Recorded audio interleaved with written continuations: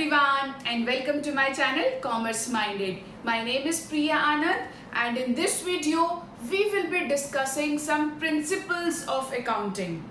अब मैंने आपको पहले भी बताया हुआ है जो अकाउंटिंग अपना काम करता है, जो भी हमें फाइनेंशियल स्टेटमेंट्स प्रिपेयर करके देता है, उसके पीछे बहुत सारे रूल्स होते हैं, कुछ प्रिंसिपल्स होते हैं, या मैं कहूँगी कुछ पैरामीटर्स या कोई कॉन्स्ट्रेंट्स रिस्ट्रिक्शंस फॉलो की जाती है.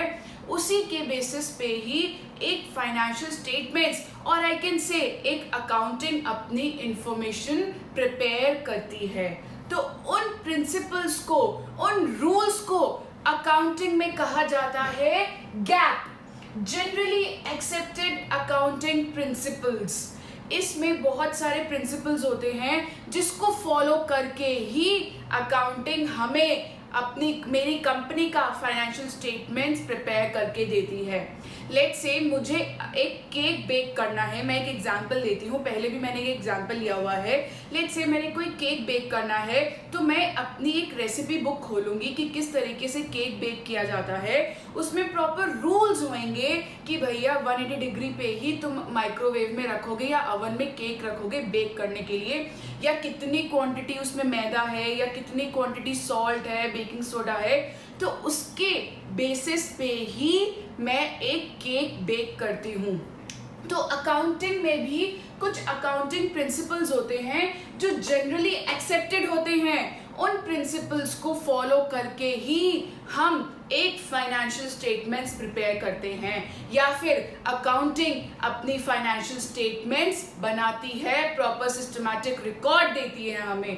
तो उन प्रिंसिपल्स को कहा जाता है जनरली एक्सेप्टेड अकाउंटिंग प्रिंसिपल्स, और वो होते हैं हमारे 2 टाइप्स के. मैं इस वीडियो में आज के लिए इस वीडियो में मैं अकाउंटिंग कॉन्सेप्ट्स या assumptions डिस्कस करने वाली हूँ. ये कॉन्सेप्ट्स, ये assumptions लिए जाते हैं अकाउंटिंग में in order to prepare a reliable financial statements, or you can say a reliable accounting information. Okay, let's start. Number 1, going concern assumption. Going concern, नाम से ही पता चल रहा है going concern. तो हम अकाउंटिंग में ये एजम्पशन, ये एज्यूम करते हैं कि हमारा बिजनेस बहुत लंबे टाइम तक चलने वाला है और उसकी कोई भी गारंटी नहीं है वो किस टाइम पे रुकने वाला है. तो हम ये एज्यूम करके चलते हैं कि मैंने आज की डेट में कोई बिजनेस स्टार्ट किया है तो वो भैया बहुत लंबे टाइम के लिए चलेगा. तभी अगर मैं कोई एसेट खरीदती हूँ, लेट्स से मैंने कोई मशीनरी खरीदी है, तो मैं उसकी यूजफुल लाइफ भी एज्यूम कर लेती हूँ कि भैया ये शायद 10 साल तक चलेगी, और उसी के बेसिस पे मैं हर साल अपना प्रॉफिट निकालती हूँ.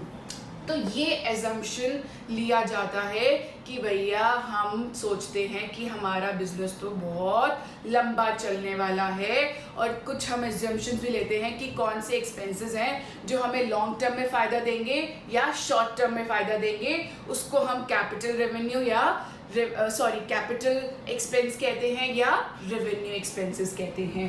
तो ये रहा हमारा एक एजम्पशन जहाँ पे हम कहते हैं कि भैया हमारा बिजनेस गोइंग कंसर्न है, बहुत लंबे टाइम के लिए चलेगा. Next, consistency.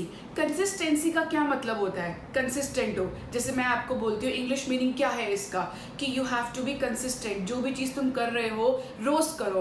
तो यही मतलब है अकाउंटिंग में.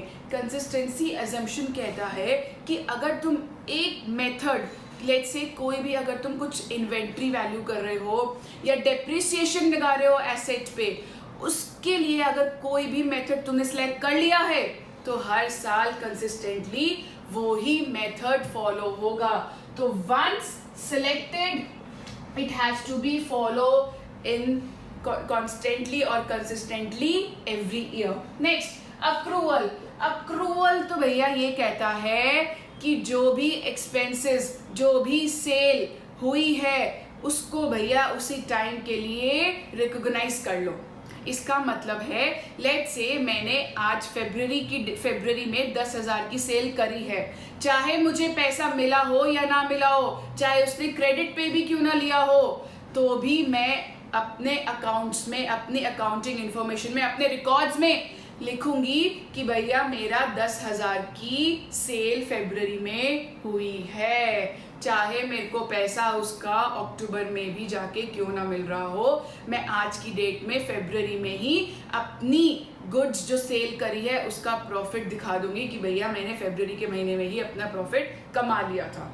और वाइस वर्सा, और कोई एक्सपेंसेस हैं, लेट्स से मेरे एक्सपेंसेस ड्यू थे मार्च में, चाहे मैंने नहीं पे करे लेकिन मैं एज्यूम कर लूंगी कि भैया मेरे एक्सपेंसेस तो मार्च में ही हो गए हैं, तो इसे कहते हैं अक्रूवल। चाहे पैसा मिला हो या ना मिला हो, तुम एज्यूम कर लोगे कि हमें प्रॉफिट मैंने कमा लिया है, एंड चाहे मैंने पैसा दिया हो या ना दिया हो, कोई भी एक्सपेंस ड्यू हो गया है तो मतलब वो रिकॉर्ड कर दिया जाएगा। तो अक्रूवल कॉन्सेप्ट यही कहता है।